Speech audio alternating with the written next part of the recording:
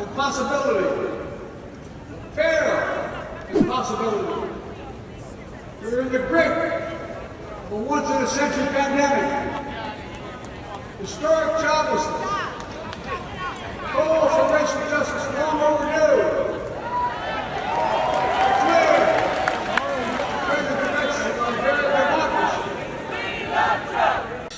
So my name is Issam Barai. I'm a DNC delegate from the state of Connecticut. I joined the Uncommitted campaign because I intentionally wanted to raise the concerns and the voices of the uncommitted delegates about what's happening in Palestine and for Palestinian people. And it was very important since day one, since the day one of being a delegate, we start collecting our efforts, all of us together for months now, to be able to push the party platform to include language that will be related to the conflict. We failed in every way, in every door we knocked on. We failed to do that. So we decided by the end of the day we will do something at the convention to raise this issue. And what we've noticed that it was huge and clear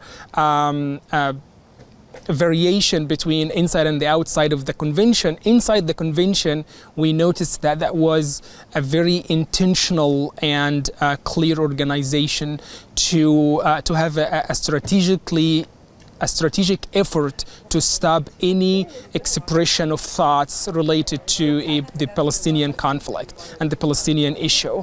And that intention, that effort, it came clear to me in two main incidents. The first one was on Sunday as I was approaching the reception party for the DNC delegates, and I was banned from entering the reception with my bag because they searched my bag and they found a Palestinian flag in my bag.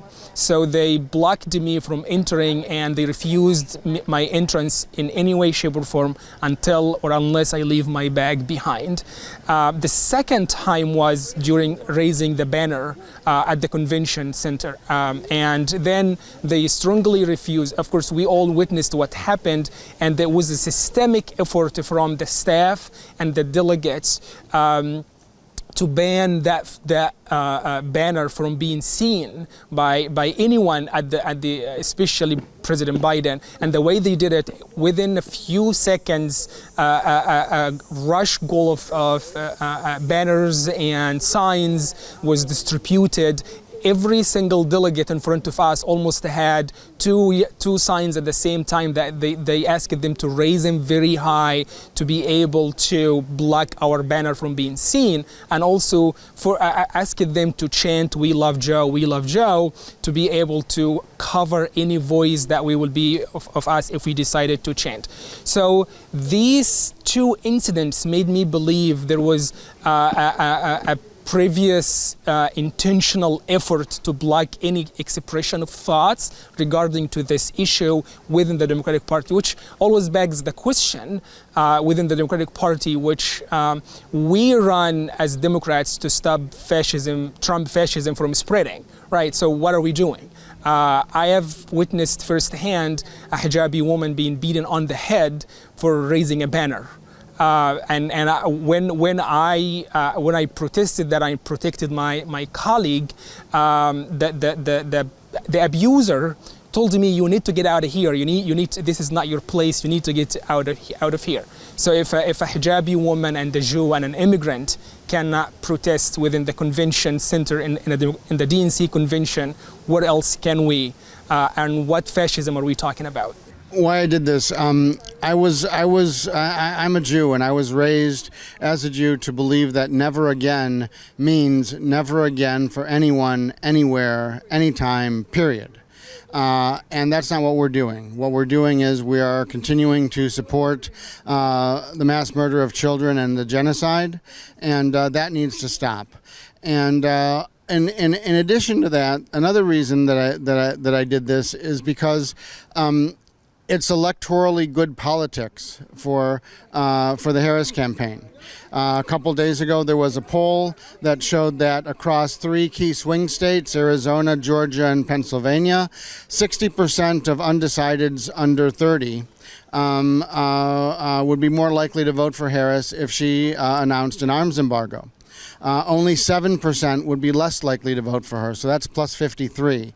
Similarly, in across those states, we have numbers like, the net turns out to be plus 30, plus 34 in favor of doing an arms embargo to get votes. Okay, and let's be very clear, Netanyahu is a Trump ally, and Netanyahu is trying to do everything that he can to make Harris lose so that he can have a free hand and not even the little bit of pushback that that he's gotten from the Biden administration, at least rhetorically. And Netanyahu's situation, his political situation, is that when the war ends, he's most likely to lose power and most likely to be prosecuted and most likely to go to prison. So he has every personal incentive not to accept a ceasefire, and we can see that he doesn't want to because he just killed the actual ceasefire negotiator in Tehran a few weeks ago. So if the Biden administration or the Harris campaign is not going to make a credible threat, at least, if not in fact impose an arms embargo in order to exercise leverage over Netanyahu, I don't see that they have any credibility when they say they want a ceasefire. If you want a ceasefire, you have to use your leverage in order to ensure that that ceasefire happens. And when you look at the numbers from the polling, it's completely obvious that you have 10s and 20s and 30s of percentages of people that want the ceasefire, and on the other side you have 5s and 6s and 7% that are against it. So the electoral math is perfectly clear. The only political thing that mitigates against it are the interests of AIPAC and the military-industrial complex, both of whom want to continue the war, the military-industrial complex to make money off of it, AIPAC to support Israel. Well, actually to support Netanyahu and his regime, not necessarily Israel, because I actually believe that Netanyahu is effectively destroying Israel as a viable country. Something like 48,000 businesses have closed. Their economy is in very, very severe trouble. It's held together by about 300,000 professionals, doctors and lawyers and engineers and things like that, who started to leave even before October 7th because of the fascism, frankly, of the Netanyahu regime. The kind of Zionists that we have in Israel right now running the country, they believe in a quote-unquote Jewish state. And when you see the words Jewish state, that means an ethno-nationalist state. Either that means that you're going to have certain privileges for Jews that you don't have for anybody else. Otherwise, why would you call it a Jewish state? Okay? And from my perspective as a Jew, I don't see any distinction between a Jewish ethno-nationalist state and an Aryan ethno-nationalist state, except who gets to murder who with impunity. So we need the Biden administration and the Harris campaign to step up and demonstrate that they're actually serious about a ceasefire and about using the power that they have to force Netanyahu to the table to accept such a ceasefire. And if they're not going to do that, I don't see why anybody would take them seriously about their purported desire for a ceasefire. Okay, and in terms of what's going on at the DNC, you had asked before about the perception, the Hollywood manufactured unity, so to speak, and what's actually going on inside the party, because as was mentioned before. We talked to many delegates, and I personally did not encounter a single delegate who was opposed to the idea that we needed to do something, but very, very few of them were willing to actually commit to do something because they feared the retaliation from the party. The reason we did this, like people on Twitter are now saying, oh, you achieved such a success, nobody saw you, it's not changing anything. For me, the goal was to penetrate their tightly controlled, hermetically sealed, coronation Hollywood TV production for Kamala Harris to show that there's nowhere Joe Biden can go, even inside the convention where he was being honored, maybe his last major speech ever, and not be protested on this issue. My name is Lauren Steiner. I'm an organizer, activist, and independent journalist based in Asheville, North Carolina. What inspired me to organize this protest was, well, a little backstory. My grandfather was the first person approached by Henry Bernstein from the United Jewish Appeal to relocate Jews from the Holocaust to Palestine. It wasn't even Israel yet. And he donated $50,000, 1/4 of his net worth, back in 1947. And he wrote in his autobiography that he wanted to become a millionaire so he can donate more money to Israel. And over the next 5 decades, he and my father donated and raised millions for Israel. And until about 2006, I was just one of those American Jews who believed the myths that Israel was founded on a land without people, for a people without a land, that the Arabs started every war, that they wanted to drive the Jews into the sea, until 2006 when I joined LA Jews for Peace and I learned the other side of the story. And then every time, I was living in LA at the time, every time Israel would go in periodically to mow the lawn and bomb the crap out of Gaza, I would be on the side of the street with the Palestinians and not the Jews who were on the other side. So basically, after October 7th, I knew that Israel would have a disproportionate response, but I had no idea it would be a genocide.